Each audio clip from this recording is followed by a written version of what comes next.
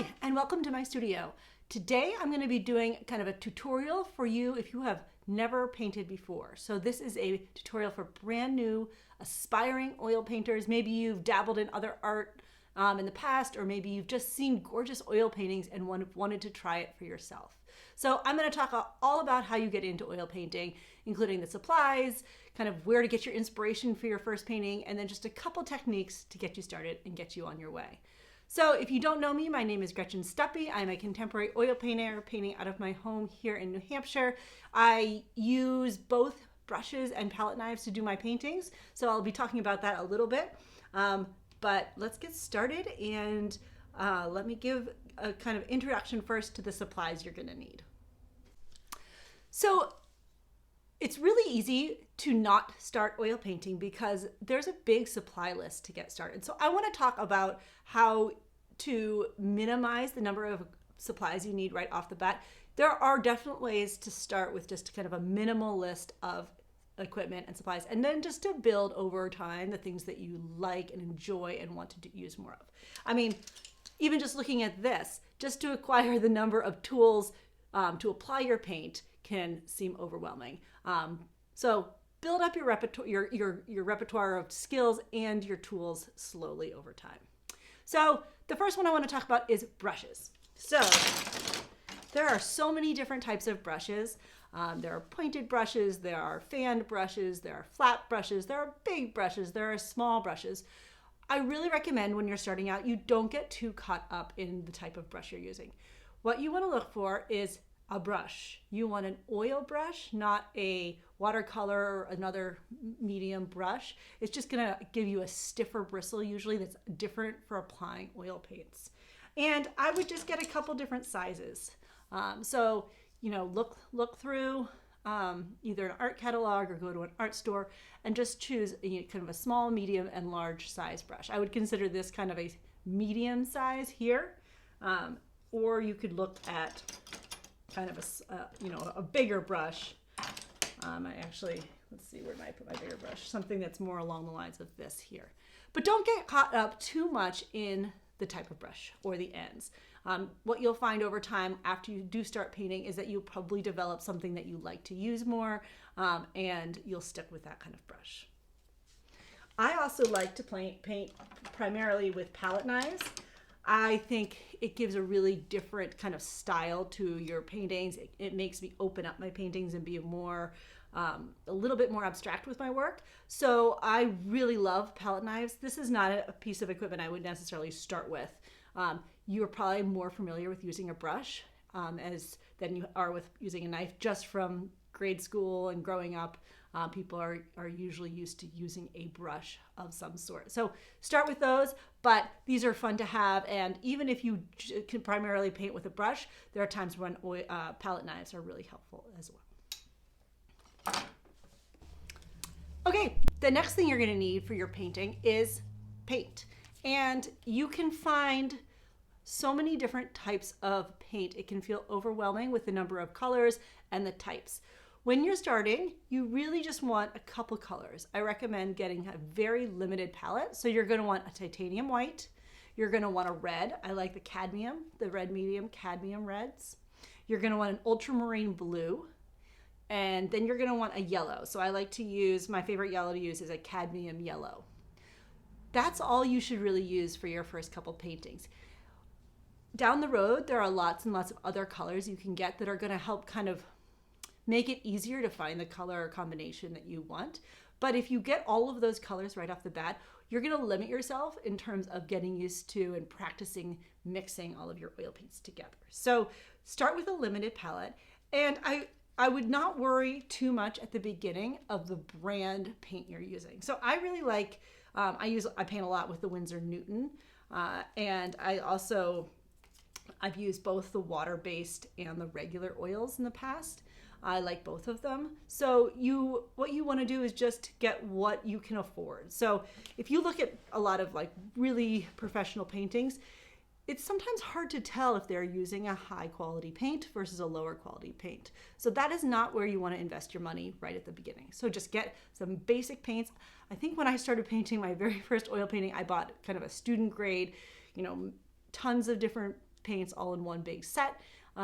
And I just ended up using a couple of colors. I still have most of those paints somewhere in my house. So find those colored paints and whatever is the best you can afford without breaking the bank.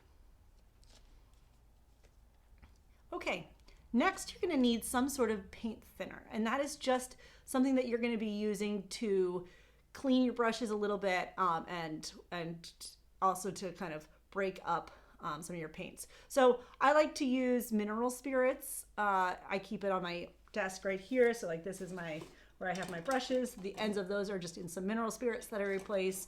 You can also use Gamble, which is another product that has a little less of a scent than some of them. But if you do get the mineral spirits, I would get the odorless mineral spirits. Okay, the next thing you're going to need is some sort of palette. The absolute cheapest, easiest thing to get is palette paper. So this comes in a packet, and you can just use one, and then when you're done with that painting, you get rid of that palette. You can also buy glass, you can buy metal. Don't get too caught up in what kind of palette. You don't need a fancy palette for oil painting. Down the road, I actually really like to use a glass palette because I can put different colors underneath it. I think it's easier for me to scrape up if I'm using a palette knife. But for the beginning, just grab some palette paper, you'll be good to go. Okay, next is mediums. So you're gonna need something that breaks up your paint a little bit, because when you pour your paint out of the tube, it's gonna be in a big kind of clumpy. And some of the paints are more liquidy than others as they come out. So you may want to adjust kind of the texture or the, how liquidy your paint is before you put it on your canvas. So a lot of times people will use either the Gamblin solvent that I mentioned earlier. I like to use linseed oil, boiled linseed oil. It kind of just makes it a nice soft. I think it does add a teeny bit of yellows to it, but it just kind of softens up your paint a little bit. You don't have to use a solvent or a medium. So this is something that you can get down the road. But if you're trying to work with oils and you're frustrated, this might be something that will help pretty quickly. Okay, your next supply you need is something to paint on. And let me walk you through the different options you have to get started. Okay, so the cheapest thing you can get is a rolled canvas. And this is going to be less expensive. You can cut out the size that you want to work with, and you can just kind of use it as you go. So if you're brand new and you don't want to start by investing in a canvas that may or may not turn out the way you want it, start with some rolled paper. I still love to keep rolled paper on, and I don't typically sell the paintings I do on here, but even as an artist now who's a professional artist selling her work, I am not always doing a painting to keep it. I'm still practicing. I'm still trying to learn new techniques. So this is something that you will use more and more in the future. Another option is a stretched canvas, and that just means that someone has taken that canvas paper that we looked at, or the rolled canvas I should say, and stretched it around a wooden frame. And you can buy these in your local art store. You can order them online. I would start with small ones just because you don't want to take time and invest in a really big painting canvas right from the start. So a couple small stretched canvases are a good choice. And then finally, you can use a panel. And I use these a lot for oil painting, mostly because they're really good for palette knives. So this is it's a flat canvas that's kind of been mounted over some sort of wood or other panel. So that's another option as well. And sometimes you can get these a little cheaper, so you could get a set of these and have them to practice on. Okay, the last thing you're gonna need is some way to clean your brush. So if you've gotten a solvent earlier to work with, you're gonna want to be able to you can just use that to clean your brush. So some mineral spirits often works really well. And you're just going to want to keep some paper towels on hand. Every time I'm using a brush or a palette knife, in between almost every use, I'm using paper towels. So I go through a lot of paper towels in my studio. So grab some good paper towels and get something to be able to clean up, paint thinner, mineral spirits to clean your brushes at the end. Usually during the painting, I'm just using the solvent just to kind of clean off the end of the brush. And then in between painting, especially if I'm not going to be painting for a week or so, you really want to clean your brushes just to make sure they're not getting, the bristles of themselves aren't getting ruined. Okay, so let's talk about what to paint for your first painting. Okay, I realized I forgot one really important supply, and that is an easel. So if you are a watercolor painter, you may be used to painting flat, but oil painters really like, it's really beneficial to be able to have your painting up on an easel. If you're doing small paintings, which is what I recommend at the beginning, you can usually find really inexpensive tabletop or desktop easels. That's actually what I use most of the time, mostly because I have it a little bit a higher height so that I'm able to sit, work on it, or step away when I'm standing and work on it as well. You can also buy a plein air or a standing easel, and those are really good, especially if you're doing larger paintings, and that's usually what I use for my larger paintings. This can be a really big investment when you talk about, starting off. So just, find the best you can. You can do a painting down flat. It's just going to limit, your ability to kind of move to and from and your kind of technique when you're using your brushes. So deciding what to paint for your first painting can feel overwhelming. You want to get it right. You want your painting to turn out something that you enjoy. I think part of what you're going to need to think about before you decide is why you're painting in the first place. If you are painting just for the pure love and enjoyment of the painting, you're going to want to start with something that you love or you want a painting of. So if you are, I love boats. So a lot of my early paintings were of boats, and I loved kind of playing with the reflections in the water. I've spent a lot of time at sea and on the water, so this was kind of my comfort zone. If you are painting because you think of this could be something you want to do either professionally or just long term, and you really want to improve your art, then I would start to choose something for your first painting that is very simple, that you can really focus on technique and how you're going to become a better painter over time. So those are just a couple things to think about when you're trying to decide what to get or what subject to use for your first painting. Another suggestion is that you start small. So there's a couple of reasons for this. One, you're just going to need less supplies to do a small painting, so you have less investment up front. Second of all, you should be able to do a small painting that you can finish in 1 to 3 sessions of painting, so that you are going through the entire painting process from start to finish with one single painting. And then you're starting all over. So this is going to give you just more opportunity to improve your art at every step of the way. If you start with a really big canvas and that painting is going to take you, several weeks, you aren't going to go through all of those stages as often. So you're missing the opportunity to improve. And for your first painting, it's going to be very easy to feel overwhelmed and unhappy with the end product if you start big. So start with a small painting. Along the same lines, you're going to want to choose a subject that is simple and easy to paint. So don't try to do an entire harbor full of boats. Choose something that is very simple. So I would recommend a still life. So that could be just, 2 pieces of fruit, or maybe it's a cup of tea sitting on a counter.